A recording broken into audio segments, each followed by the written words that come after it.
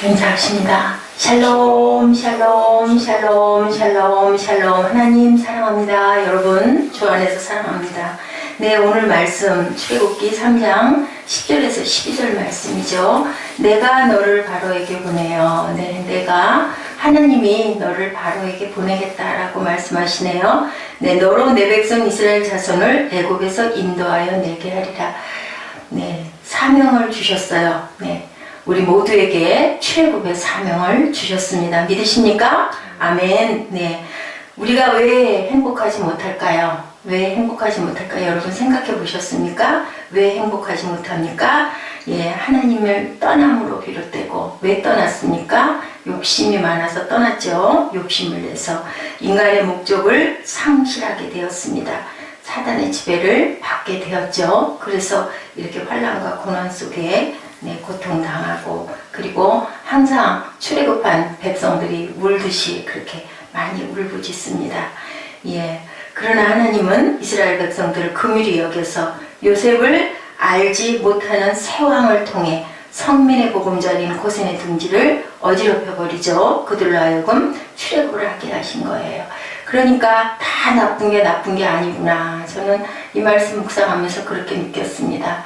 얼마나 그 바로 왕이 핍박을 했으니까. 아주 자꾸 누구예요? 야곱의 그 자손들이 계속 번성하니까 이제는 요셉을 모르는 왕들이 바뀌면서 이 사람들 이렇게 둬서는 안 되겠다 하고 핍박을 하죠. 그러니까 못 살겠으니까 울부짖죠. 우리를 좀 살려주시옵소서. 그랬을 때 적절한 때, 하나님의 때에 모세에게 나타나신 붉고 떨기나무 쇠에서 나타나시죠. 80이나 된 그 노장에게 나타나셔서 말씀하세요. 중요한 게 내가 너로 바로에게 보내야겠다. 저는 내가라는 단어에 굉장히 포인트가 꽂혔습니다.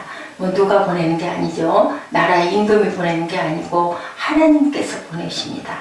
하나님께서 보내시면 능치 못함이 없으시니까 무엇이든지 이루실 수가 있는데, 모세가 하나님께 고합니다. 내가 누구한데 왜 저를 바로에게 가며, 왜 가며 이스라엘 자손을 애굽에서 어떻게 인도하여 내리까? 라고 질문을 합니다.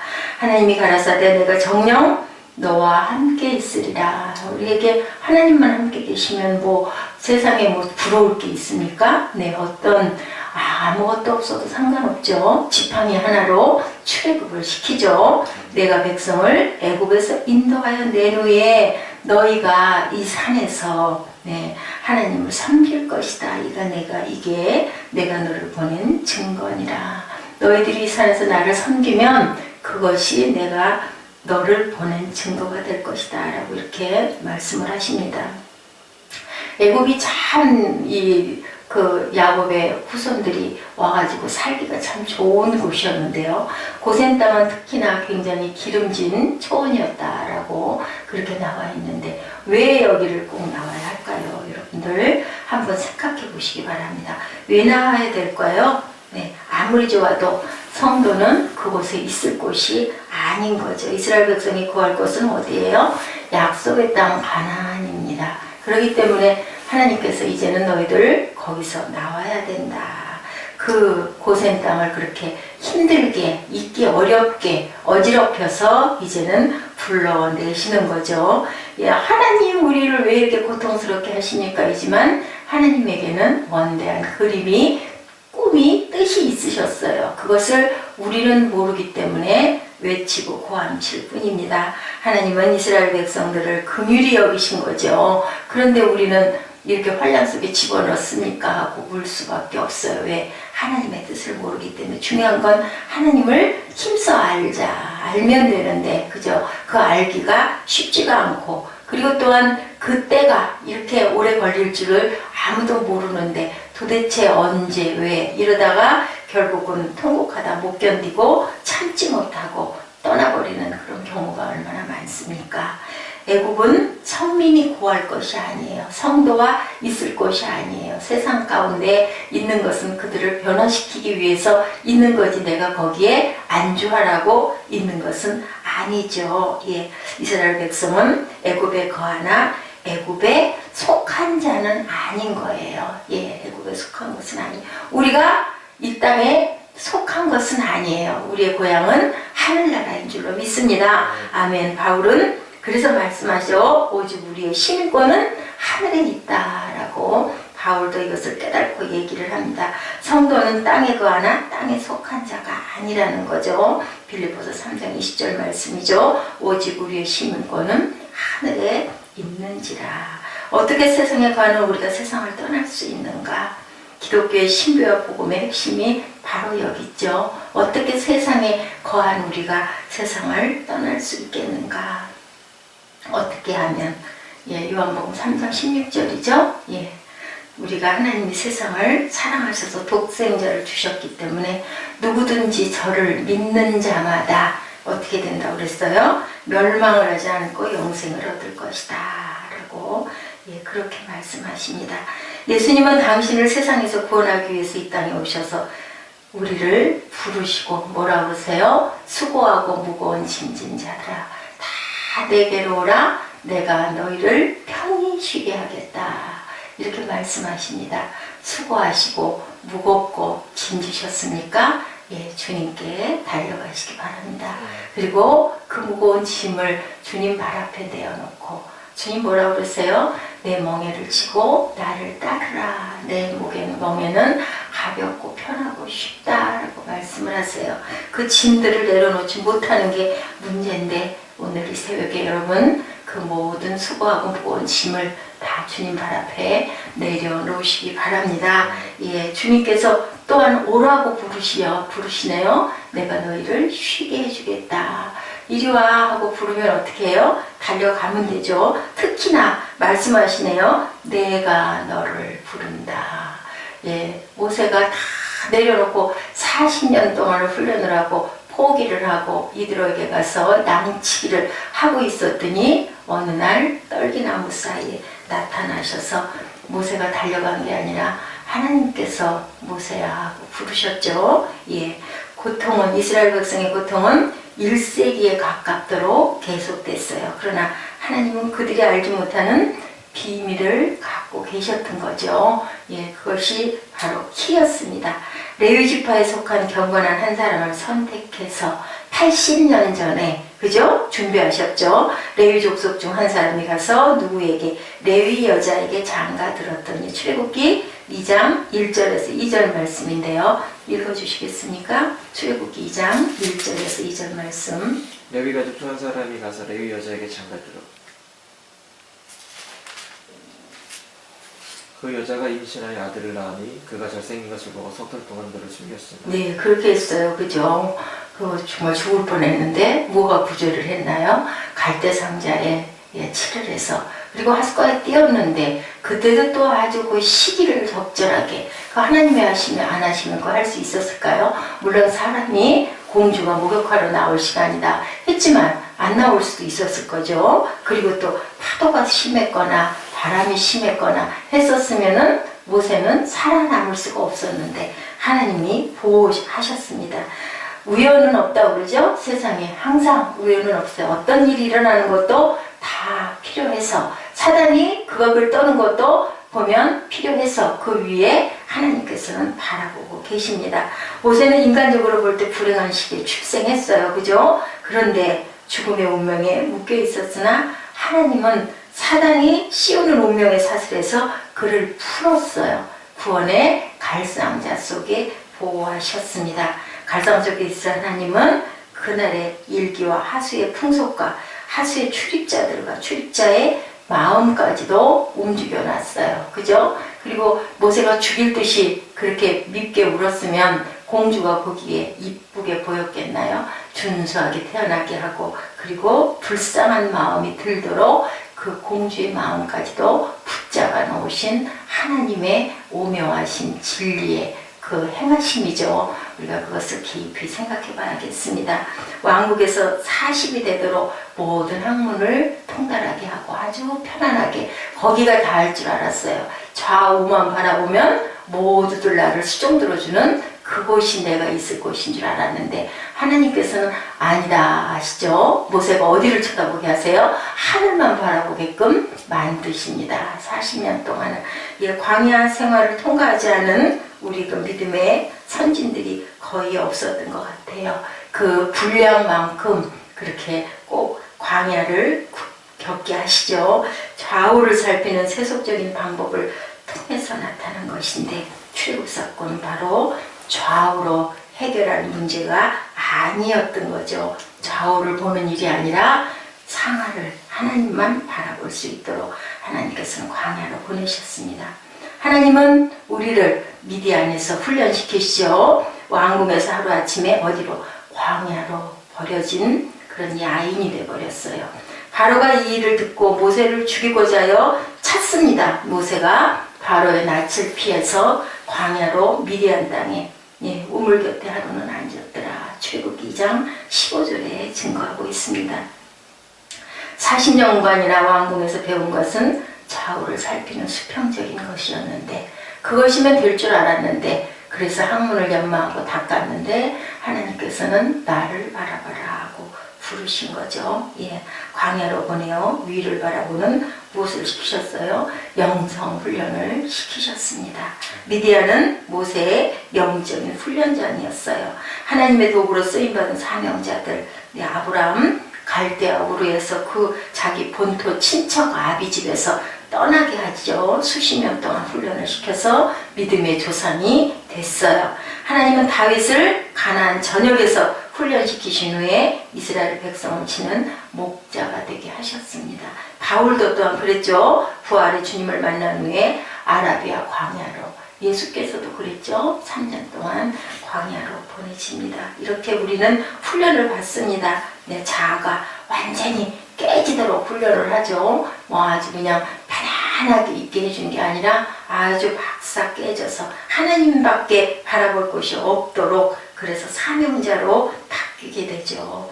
우리가 하나님에게 쓰이기 위해서 오늘도 연단을 받는 줄로 믿습니다. 그래서 우리가 환난 날에 기뻐하라, 감사하라 말씀을 하시죠. 당신이 광야의 생을 하고 있으면 고난이 아니라 축복의 기회. 그러면 기뻐해야 될 건데 참 어렵긴 어려워요. 참 힘겨워요. 그죠? 갈등도 오고 눈물도 나고 그렇지만 하나님께서는 우리를 이렇게 보고 계시네요. 이게 훈련 과정이다 라고 말씀하십니다. 우리를 판사님이 돼서 부르셨죠. 40년의 세월을 흘러가는 동안 모세의 인간적인 모든 꿈이 산산조각이 나고 이제는 그냥 이렇게 여기서 인생을 마치나 보다. 다 이제는 어쩔 수가 없구나 라고 모든 희망이 다 꺾여져 버린 어느 날 떨기나무 사이에서 폐인같이 되어버린 어느 날 모세가 자기 미디안 제사장 이드로의 양무리를 치더니 라고 말씀하고 계십니다. 출애굽기 3장 1절이죠. 여호와의 사자가 떨기나무 불꽃 가운데 그에게 나타나시니라. 그가 보니 떨기나무에 불이 붙었으나 사라지지 아니하는지라. 시편에서도 얘기하죠. 우리의 연수가 얼마요? 70이고 강건하면 80이다. 지금은 강건하면 100세다 할 수 있겠지만 어쨌든 그 연수의 자랑은 뭐예요? 수고와 슬픔뿐이고 신속하게 지나간다. 시편 90편 10절 말씀입니다. 불붙은 떨기나무 환상은 도대체 무슨 계시였을까요? 그 불은 이상한 불이었어요. 번시도 사라지지도 않고 맹렬하게 타올랐습니다. 그 불은 우리 하나님을 믿는 자들을 괴롭히는 환난의 불이죠. 가시떨기는 아무 곳에도 쓸모없는 모세 자신과 이스라엘 백성들이었습니다. 이상한 것은 사라지지가 않는 거죠. 사라지지 않는 그건 뭘까요? 하나님의 은혜입니다. 아멘. 하나님의 장중이 있는 은혜죠. 그때 하나님이 가라사대 말씀하시죠. 3장 5절입니다. 이리로 가까이 하지 말라. 너희 선 곳은 거룩한 땅이니 내 발에서 신을 벗으라. 하나님의 음성이 들렸어요. 이 순간 출애굽운동을 위해 사명이 주어지는 소명의 현장. 여러분들 하나님이 부르실 때 그렇게 부르시지 않던가요? 다 각각 조금씩 다르지만 하나님이 저는 그렇게 부르셨습니다. 내 발에서 신을 벗어라. 무슨 신이에요? 세속의 신발을 벗어야 되겠죠. 복음의 신을 신고 출애굽의 사명자가 되기 위해서 너는 내 발에서 신을 벗어라. 그리고 그 발에다 복음의 신을 신은 줄로 믿습니다. 아멘. 하나님은 어디로 보내셨어요? 내 모세를, 그리고 우리를 바로에게 보냈습니다. 이제 사명훈련이 끝났는데 이제 내가 너로 바로에게 보내어 너로 내 백성 이스라엘 자손을 애굽에서 인도하여 내게 하리라. 이제 내가 출애굽을 할 때다. 훈련이 이제는 끝났고 너는 가야 된다. 훈련을 받았죠. 우리의 자아가 완전히 부서져서 할 수 없다고 생각하는 그때가 시작이다. 하나님의 뜻은 내 뜻과 다르고 내 생각은 너희 생각과 다르고 내 길은 너희 길과 달라서. 어떻게 알겠습니까? 새벽교회가 무너졌는데 다시 세워지리라고 믿습니다. 하나님께서는 내가 회개하고 내가 내려놔야 되고 내가 틀린 모든 것들을 내 힘으로 하려고 하는 모든 것을 내려놓게 하고 아이고 저거 자빠졌어 무너졌어 이제 끝이네. 우리 인간의 눈에는 그렇게 보이지만 하나님께서는 이한나가 세운 게 아니라 예수께서 세우셨기 때문에 이 교회를 바라보고 계십니다. 하나님의 방법으로 반드시 세우실 줄로 믿습니다. 이한나가 아니면 이한나 다음에 누군가가 이세생명 새벽교회는 이어나갈 줄로 믿습니다. 내가 하는 게 아니죠. 하나님이 하시는 거죠. 항상 우리는 우리가 하려고 하다 안 되기 때문에 낭망을 하고 좌절을 하고 그리고 아주 완전히 절망에 빠지지만 우리가 할 일이 할 수 있는 것밖에는 없습니다. 할 수 없는 것은 내가 할 수 없는 것은 그것을 깨달았을 때 하나님께서 뭐라고 말씀하세요? 내가 정녕 너와 함께 있으리라. 백성을 애굽에서 인도하여 낸 후에 이 산에서 하나님을 섬길 것이니 이것이 내가 너를 보낸 증거다. 출애굽은 모세 일이 아니고요. 누구의 일이에요? 하나님의 일이세요. 새벽교회는 이한나가 세운 게 아니고요. 주님께서 세우셨습니다. 거기서 훈련받고 거기서 깨지고 거기서 또한 각자의 사명과 소명을 발견하고 그리고 또한 각자의 색깔을 확인하고 그리고 다시 세워질 줄로 믿습니다. 사람의 생각이 들어갔고 사람의 방법이 들어갔고 그랬다면 하나님은 그걸 다시 정돈하셔서 하나님의 방법으로 세우시죠. 80여 번 가시떨기 환상은 소명에 근거한 사명이었었어요. 우리가 소명을 받으면 그 사명을 가지고 어떻게 가야 되는가요? 우리를 통해서 구원의 사역을 하나님께서는 이루십니다. 한국 교회들이 아주 위기에 봉착을 했다고 많은 목회자님들이 정말 앞을 내다보고 예언을 하시는 많은 분들이 기도를 하는데요. 여러분들은 어떻게 생각하세요? 하나님께서는 주무시고 계실까요? 아니죠. 절대로 주무시지도 졸지도 않으시고 얼마나 많은 곳에서 지금 하나님은 일을 하고 계십니까? 아까 우리 잠깐 방송 들었지만 북한에서 중국에서 또 요즘에 인도에서 그렇게 하나님의 복음이 아주 크게 일어나고 있다고 합니다. 한국은 잠자는 것 같고 한국은 변형돼 보이는 것 같고 왜 교계가 왜 이래 하고 하더라도 하나님께서는 또한 한국을 통해서 많은 선교사들을 보내셔서 해외 많은 나라에서 중국에 그렇게 아주 하나님 믿는 인구가 그렇게 많아 세계 가장 많다고 합니다. 얼마 전까지만 해도 몇 년 전까지만 해도 우리가 알 수 없었는데 우리는 모르는 그 사이에 그 많은 태동이 있었던 것 하나님께서는 이렇게 많은 곳에서 펼쳐서 하나님의 나라를 이루고 계시는 것을 우리가 느끼죠. 사명의 현장 애굽으로 가는 모세의 손에는 뭐가 주어졌어요? 지팡이 하나. 그죠? 마른 막대기가 된 지팡이 하나인데 그 지팡이가 뭐였었어요? 권능의 지팡이. 그 지팡이 하나만 들면 그러면 만사가 형통인 줄로 믿습니다. 아멘. 많은 금은보화가 필요가 없죠. 교회는 돈으로 세워지는 게 아니라고 그러더라고요. 교회는 하나님이 세우시는 거고 교회는 자라가야 되는 것이고 그런데 자라가기 전에 광야를 겪을 수밖에 없네요. 모든 것이 만사 형통해야 되겠습니다. 현실은 그렇지가 못한데 그런데 모세의 구원 사역은 엄청난 시련에 부딪혀요. 하나님이 가라 그러셨으면 가면 바다다닥 해서 그냥 바로에게 얘기해서 통과해서 백성들 나와 가자 해야 되는데 어땠습니까? 10가지의 재앙을 겪도록 그 시간을 그리고 결국은 예수의 피로 문인방의 어린 양의 피가 말라짐으로 인하여 결국은 손을 들게끔 그렇게 됩니다. 애굽으로 돌아가거든 내가 내 손에 준 이적을 바로 앞에서 행해라 라고 다 알려주세요. 출애굽기 4장 21절에 그러나 그의 마음을 강팍해 한즉 그가 백성을 놓지 아니하리니 그것까지 하나님께서는 알고 이렇게 손에다 다 쥐어주시네요. 야훼께서 모세에게 말씀하시죠. 내가 애굽으로 돌아가거든 내가 내 손에 준 이적을 바로 앞에서 행해라. 그런데 바로의 마음이 강팍해질 것이다. 모세로 하여금 사명을 포기하게 그렇게 만들죠. 우리가 우리의 삶이 풀리지 않는 숙제의 해답을 찾기 위해서는 어떻게 해야 될까요? 하나님이 바로를 단번에 항복시키지 않는다는 것을 우리가 알고 깨닫고 준비하고 각오하고 그리고 맨 마지막 어떻게 오래 참음으로 견디고 기다려야 할 줄로 믿습니다. 순종하는 마음으로 기다려야 되겠죠. 예, 사단의 폐망과 하나님의 감추어진 놀라운 구원 역사를 보여주기 위해서 하나님께서는 끝까지 가시죠. 끝까지 가셔서 결국은 사단은 무너져요. 세상에서 진리가 아닌 것이 오랫동안 가는 게 있던가요? 그 기가 막히다는 로마 제국도 페르시아도 다 무너지고 결국은 하나님께서는 무엇을 세우세요? 공의를 세우시죠. 예, 제가 어렸을 때만 해도 공산당의 세력이 굉장히 무서웠어요. 중공 오랑캐 소련 이북 그것만 하면 색깔이 빨갛게 포스터를 칠할 정도로. 그런데 지금 뭐 어떻습니까? 예, 전부 다 남은 건 이제 이북 하나 공산 정권이다 라고 남아있지만 그것도 하나님께서 아름답게 하나님의 방법으로 이루실 줄로 믿습니다. 우리의 영혼을 구원하시는 길은 예수 십자가의 보혈밖에 없다. 그 사건이 바로 구약의 패스오버 사건이죠. 그렇게 피를 발림으로 인해서 우리가 생각해야 합니다. 강팍한 바로를 결코 두려워하지 말아야 되겠죠. 사단의 세력을 두려워하지 말아야 되겠죠. 제가 어디로 어떻게 갑니까? 모세가 얘기했을 때 내가 너와 함께하리라. 예, 하나님이 말씀하신 거 그것을 절대로 잃어버리지 말고 어떤 상황이 돼도 죽을 일은 없고 죽으면 천국이죠. 그죠? 예, 우리의 영혼을 구원하는 길은 십자가의 보혈밖에 없습니다.